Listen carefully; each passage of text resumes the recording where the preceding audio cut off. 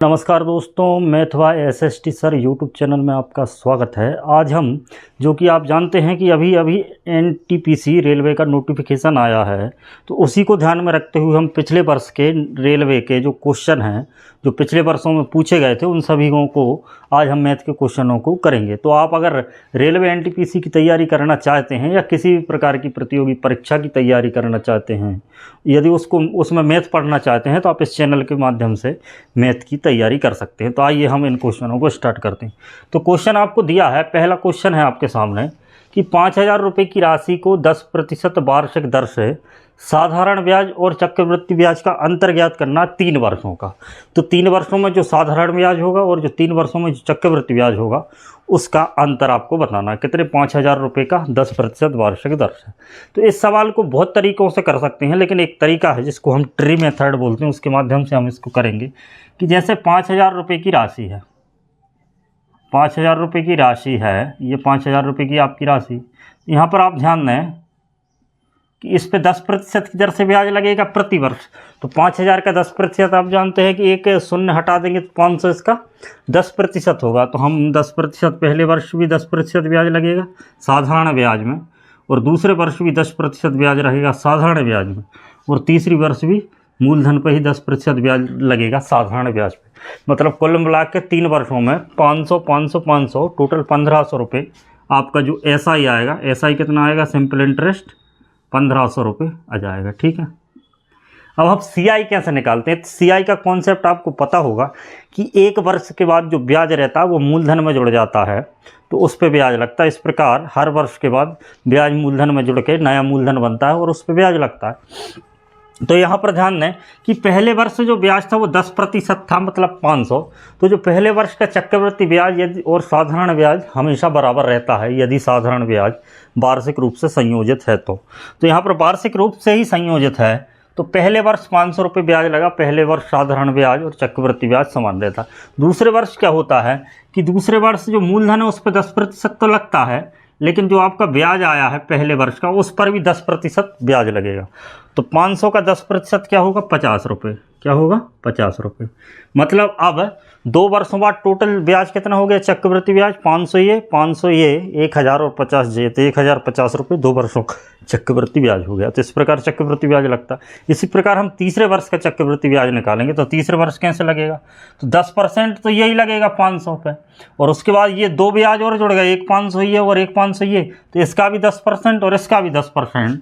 तो इसका 10% 50 रुपये पहले वाले का, इसका 10% 50 रुपये, और इसके बाद जो एक एक्स्ट्रा ब्याज ये भी लगा 50, इसका 10% भी लगेगा, है ना। तो इसका 10% क्या होगा? 50 का जो 10% होता है, एक जीरो हटा देते हैं तो 5 होगा। तो इस प्रकार हमारा कुल मिला के जो चक्रवृद्धि ब्याज है वो ये है। तो हमको क्या बताना? 3 वर्षों के चक्रवृद्धि ब्याज का अंतर बताना। तो यहाँ पर आप ध्यान दें कि ये वाला ब्याज और ये वाला ब्याज और ये वाला ब्याज, ये तो क्या है? साधारण ब्याज है। ये तो साधारण ब्याज है। बाकी जो एक्स्ट्रा बचा वो ये है और ये है और ये है। तो अगर साधारण ब्याज में ये और जोड़ दें तो चक्रवृद्धि ब्याज हो जाता है। और प्रश्न में आपसे पूछा है कि साधारण ब्याज और चक्रवृद्धि ब्याज का अंतर बताइए। तो ये चक्रवृद्धि ब्याज टोटल इतना है, उसमें से अगर आप 1,500 हटा देंगे तो ये वाला 500 हट जाएगा, ये हट जाएगा, ये हट जाएगा, सिर्फ एक्स्ट्रा ये बचेगा आपका। तो एक्स्ट्रा कितना बचा? 50 और 50 100 और 50 150 और 50 5 155। तो इस प्रकार साधारण ब्याज और चक्रवृद्धि ब्याज का जो अंतर है वो 155 रुपये है। तो इस प्रकार आप इस क्वेश्चन को कर सकते हैं। ठीक है। इसको एक सूत्र विधि से भी हल कर सकते हैं, लेकिन उसको सूत्र याद करना ही कठिन बात हो जाती है, तो आप उस सूत्र पर ध्यान ना दें। इसको एक तरीके से और कर सकते हैं कि आपको ये पता होना चाहिए कि आप जानते हैं कि 3 वर्षों में जो साधारण ब्याज होता है वो कितना होता है? 30% होता है। कितना होता है? 30% होता है, और 10% की दर से। और 3 वर्षों का चक्रवृद्धि ब्याज क्या होता है? 3 वर्षों का जो चक्रवृद्धि ब्याज वो क्या होता है? 10% की दर से। तो 10% की दर से 3 वर्षों का आप चक्रवृद्धि ब्याज निकाल सकते हैं। कैसे? कि जैसे पहला वर्ष 10 से 11 हो जाता है, दूसरे वर्ष भी 10 से 11 हो जाता है, तीसरे वर्ष भी 10 से 11 हो जाता है। तो 1,000 से 1 3 3 1 हो जाता है। ये कैसे किया? कि जैसे आप जानते हैं कि ये टेक्निक होती है कि जो 10% की जो फ्रिक्शन वैल्यू होती है वो 1/10 होती है। तो जो पहले वर्ष ब्याज क्या लगता है? 10 पे 1 लगता है। पहले वर्ष ब्याज लगने के बाद 10 से 11 हो जाता है। फिर 10 से 11 हो जाता, हर बार 10% लग रहा, फिर 10 से 11 हो जाता, कुल मिला के 1000 से 1331 हो जाता है। तो टोटल ब्याज कितना लगा 331, या मतलब 33.1% चक्रवृद्धि ब्याज होता है। ठीक है, 30% साधारण ब्याज होता है और 33.1% क्या होता है। इनकी कुछ बेसिक हैं जिनको आपको समझना होगा। यदि आपको बेसिक नहीं आते तो आप कमेंट बॉक्स में बताएं, तो मैं पूरी हर एक चैप्टर का बेसिक भी बता दूंगा। तो यहाँ पर आप इस बात को ध्यान में रखें कि यहाँ पर थोड़े आपके बेसिक क्लियर हों, इनको करने में थोड़ा समय लगेगा, अभी हम सवाल कर रहे हैं इसलिए आप ये समझें। तो 33.1% ब्याज लगता है 3 वर्ष का, चक्रवृद्धि ब्याज 10% की दर से, और साधारण ब्याज 30% लगता है। तो यहाँ पर इन दोनों का अंतर कितना आ रहा है, तो इन दोनों का जो अंतर आ रहा है वो 3.1% चक्रवृद्धि ब्याज ज़्यादा लग रहा है। तो यही अंतर आपको ज्ञात करना। आप 3.1 किसका, तो 3.1 5,000 का, 5,000 का अगर आप 3.1% निकालेंगे तो 3.1 बटे आपका हो जाएगा 100, 2 जीरो से 2 जीरो, 1 जीरो इससे हट जाएगा, तो 5 गुणे 31 हो जाएगा, और 5 गुणे 31 आपका 155 इससे भी निकल जाएगा। तो आप दोनों तरीके से इसको कर सकते। तो आइए इसके बाद हम दूसरा क्वेश्चन देखते हैं।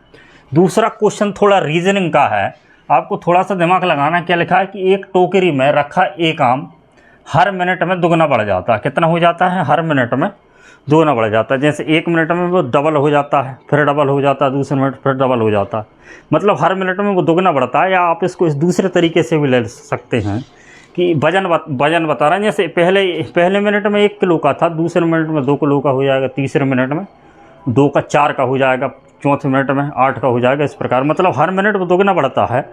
यदि हम हमको ये पता हो कि 30 मिनट, या क्वेश्चन में आपको दिया है कि यदि जो टोकरी है वो 30 मिनट में फुल भर जाती है तो आधी कितने मिनट में होगी। तो आप जानते हैं कि वो दोगुना हो रहा है और उसके पिछले मिनट में वो आधा होगा हर बार। मतलब उस जैसे 30 मिनट में अगर वो दोगुनी हो रही है तो उससे पिछले मिनट में वो आधी होगी, मतलब 29 मिनट में वो कितनी होगी, आधी होगी। आपको सिर्फ इतना ही दिमाग लगाना था। तो इस प्रकार इसका आंसर, पहले का आंसर तो आपको 155 है और दूसरे का आंसर आपका क्या है 29 मिनट, क्योंकि हर पिछले मिनट में वो क्या हो जाएगी, उसके आधी हो जाएगी। ठीक है, तो ये बात आप समझ गए। इसके बाद अगला क्वेश्चन है, आपको दिया क्या है कि x² इंटू वाई स्क्वायर, क्या दिया, x² into Y square plus 1 plus x² Y square बराबर आपको 83 दिया। ठीक है, तो आपको मान किसका निकालना है, xy माइनस 1/xy का मान निकालना। तो ये सवाल आपका कुछ इस वाले क्वेश्चन की तरह है जो आपने पढ़े होंगे। x² प्लस 1 प्लस x² बराबर आपको कुछ दिया है, तो आपको x/1 माइनस x का मान आपको निकालना। तो इसका डायरेक्ट फार्मूला होता है, लेकिन हम इसको थोड़ा बेसिक से ही देख लेते हैं कि आप यहाँ पर ध्यान दें कि आपको घात कम करना, क्या करना, घात कम करना है और माइनस में मान बताना है। तो यहाँ पर आप ध्यान दें कि हम इसका फार्मूला बनाते हैं a² plus b² minus 2ab से इसका फार्मूला बना लेंगे। a माइनस बी का फार्मूला यहाँ पर बनाना। तो यहाँ पर दोनों तरफ 2 घटा देंगे, तो ये फार्मूला आपका ऐसा हो जाएगा x² plus 1/x² Y square और माइनस 2, तो ये हो जाएगा, और इसमें 2 घटेगा तो 81 बचेगा। तो ये आपका फार्मूला बन चुका है x माइनस 1/x का होल स्क्वायर बराबर 81। यहाँ पर जो स्क्वायर यहाँ पर हट जाएगा तो ये 81 का अंडर रूट आ जाएगा, और ये प्लस माइनस में रहता है सामान्यतः। तो इसका आंसर क्या आ जाएगा 9 प्लस माइनस 9। तो यहाँ पर आंसर इसका आएगा 9 वाला, प्लस में 9, माइनस वाला 9 तो दिया ही नहीं। यदि माइनस 9 ऑप्शन में दिया होता तो माइनस 9 भी इसका करेक्ट आंसर होगा। तो इस बातों को आप यहाँ पर ध्यान रखें। इसके बाद अगला क्वेश्चन देखते हैं हम। सिंपल क्वेश्चन आते हैं रेलवे NTPC में, तो आप यहाँ पर ध्यान दें। अगला क्वेश्चन दिया है कि 2 संख्याओं का योग 25 है और उनका अंतर 15 है, तो उनका आपको अनुपात बताना। तो यहाँ पर क्या दिया, 2 संख्या हम मान लेते हैं, जैसे a और b है, तो उनका a प्लस बी बराबर तो 25 दिया, और a माइनस बी बराबर आपको क्या दिया, 15 दिया। तो उनका अनुपात बताना। तो उनका अनुपात बताने के लिए सबसे पहले हम वो संख्याओं को निकाल लेते हैं। तो यहाँ पर ध्यान दें कि इन दोनों को आप विलोपन विधि से हल करेंगे, जोड़ेंगे तो इससे ये कट जाएगा। 2a बराबर आपका क्या होगा 40। ठीक है, तो a बराबर हो जाएगा आपका 40/2। ठीक है, इसी प्रकार 40/2 मतलब 20 ही होता है ना, और 20 आप यहाँ पर मान रख दें एक ही जगह, तो b बराबर आपका क्या हो जाएगा 5 हो जाएगा। ठीक है, 20 रखेंगे उस तरफ जाएगा 5। तो a और b का जो अनुपात आया वो 20/5। इसको या 5 से काट दो, 5 एकम 5, 5 चौक 20। तो a और b का अनुपात आपका 4:1 आ गया। आप इसको इस तरीके से नहीं करना चाहते तो इसको डायरेक्ट करने का एक तरीका ये है, 4:1 इसका आंसर है कि कुछ नहीं करना। अगर क्वेश्चन में दिया हो कि 2 संख्याओं का योग 25 है और उनका अंतर 15 है, तो इसको डायरेक्ट निकाल सकते हैं कि दो संख्याओं का योग कितना है 25 है, तो जो पहली संख्या होगी अनुपात निकालना, जब अनुपात निकालने की कंडीशन में ही यही करना, तो आपको क्या अनुपात निकालना, संख्याओं का अनुपात निकालना यदि योग और अंतर दिया हो। तो पहली संख्या क्या होगी 25 + 15, पहली संख्या क्या होगी 25 + 15 रेशियो, दूसरी संख्या आप निकालें 25 - 15, इनका अगर रेशियो निकाल लें तो यही रेशियो वास्तव में उन संख्याओं का रेशियो ही होता। तो देखें निकाल के, ये हो जाएगा आपका 40 और ये 15 इसमें जाएगा तो ये हो जाएगा 10, 0 से 0 कट गया तो ये आपका 4:1 आ गया। तो इस तरीके से आप इस क्वेश्चन को कर सकते हैं। ठीक है, तो उम्मीद है आपको क्वेश्चन समझ में आ रहे होंगे। इसके बाद हम 5वें नंबर का क्वेश्चन देखते हैं। क्वेश्चन आप ध्यान से देखें, पूरा मेंसुरेशन का क्वेश्चन है, फार्मूले पर आधारित है। क्या दिया है कि एक वृत्त का क्षेत्रफल एक वृत्त का क्षेत्रफल 154 सेंटीमीटर है, तो वृत्त की परिधि भी बताना है। तो आप जानते हैं कि क्षेत्रफल बराबर क्या होता है, क्षेत्रफल बराबर आप जानते हैं कि πr² होता है। क्या होता है πr² बराबर आपको दिया क्या है 154, और मान किसका ज्ञात करना 2πr, मतलब उसकी परिधि का मान ज्ञात करना। तो यहाँ पर ध्यान दें, इससे r का मान निकाल लेंगे और यहाँ पर r का मान रख देंगे तो आपका आंसर आ जाएगा। तो यहाँ पर देखें पाई का मान रखते हैं, तो r² बराबर 154 है, पाई का मान 22/7 होगा, इस तरफ जाएगा तो 7 हो जाएगा 22। ठीक है, ये इससे कट जाएगा 7 बार, तो 7 × 7, तो r का मान क्या हो गया आपका 7 आ गया। r का मान क्या आ गया 7 आ गया। अब इसमें डायरेक्ट मान रखते हैं 2πr में, 2 × 22/7 और r का मान क्या है आपका 7, तो 7 से 7 कट जाएगा, 22 दूनी क्या हो जाएगा 44। तो इस प्रकार इसका आंसर है क्या 44। ऑप्शन नंबर बी इसका करेक्ट आंसर है। इसका आंसर ऑप्शन नंबर बी इसका भी है और इसका। ठीक है, तो इस प्रकार ये बिल्कुल फार्मूले पर आधारित था। इसके बाद आपका अगला क्वेश्चन है √3 की पावर n बराबर 729 दिया है, तो आपको n का मान बताना है। ठीक है, तो √3 आपको दिया, √3 की पावर n बराबर आपको क्या दिया 729 दिया। ठीक है, तो आपको क्या बताना n का मान बताना। तो यहाँ पर आप ध्यान दें कि 729 क्या होता है 9 का क्यू होता है, 9 का क्या होता है 9 का क्यू, और ये अंडर का मतलब होता है 1/2, तो 3 की पावर n की घात क्या लिखा 1/2, और ये क्या लिखा 9 का क्यू 9 की घात 3। इस 729 को क्या लिख सकते हैं 9 की घात 3। अब यहाँ पर ध्यान दें कि जो घातें रहती हैं इनका गुणा हो जाता है, तो ये 3 की पावर n/2 होगा, और अगर आप इसको 3 की पावर बनाना चाहते हैं तो इसको आप 3 की पावर 2 की घात 3 भी लिख सकते हैं। क्या लिख सकते हैं 3 की पावर 2 की घात 3, क्योंकि 9 को 3 की पावर 2 लिख सकते हैं और घात 3 है, और इन दोनों घातों का गुणा हो जाएगा तो 3 की पावर ये हो जाएगा 6। अब यहाँ पर आधार समान है तो घातों की बराबर हो जाएंगे, तो n/2 बराबर आपका क्या आ गया 6, n बराबर आपका आ गया 12। तो इस प्रकार इसका आंसर है n बराबर 12। तो ये बड़े सिंपल क्वेश्चन थे, लेकिन ये पिछले वर्षों में आए हैं, तो आप इन क्वेश्चनों को प्रैक्टिस करते रहे। इस वर्ष भी इन क्वेश्चनों से संबंधित ही कॉन्सेप्ट पर आधारित क्वेश्चन आएंगे, तो आप इस वीडियो के साथ बने रहें। अभी हम इसमें और क्वेश्चन, तो आइए क्वेश्चन नंबर 7वें पे हम पहुंच चुके हैं। अभी तक हमने 6 क्वेश्चन किए हैं जो कि रेलवे NTPC 2021 में पूछे गए थे, और ये भी वही क्वेश्चन है जो NTPC 2021 में पूछे गए थे। तो क्वेश्चन नंबर 7 आप ध्यान से देखें, समय और कार्य का है। तो इसमें क्या लिखा है कि हरीश और विमल किसी कार्य को 20 दिन में कर सकते हैं। ठीक है, हरीश और विमल किसी कार्य को 20 दिन में कर सकते हैं, तो हम यहाँ पर लिख देते हैं कि जो हरीश है H और जो विमल है V किसी कार्य को 20 दिन में कंप्लीट कर दें। इसके बाद क्वेश्चन में दिया है कि यदि दोनों मिलकर, हरीश और विमल दोनों मिलकर उसी कार्य को 15 दिन तक करते हैं, क्या करते हैं उसी कार्य को 15 दिन तक साथ मिलकर करते हैं, फिर क्या होता है विमल काम छोड़ देता है, और विमल काम छोड़ देता है तो जो शेष कार्य बचता है उसको हरीश अकेले 10 दिन में करता है। तो आपको ये बताना है कि हरीश उस पूरे काम को कितने दिन में करेगा।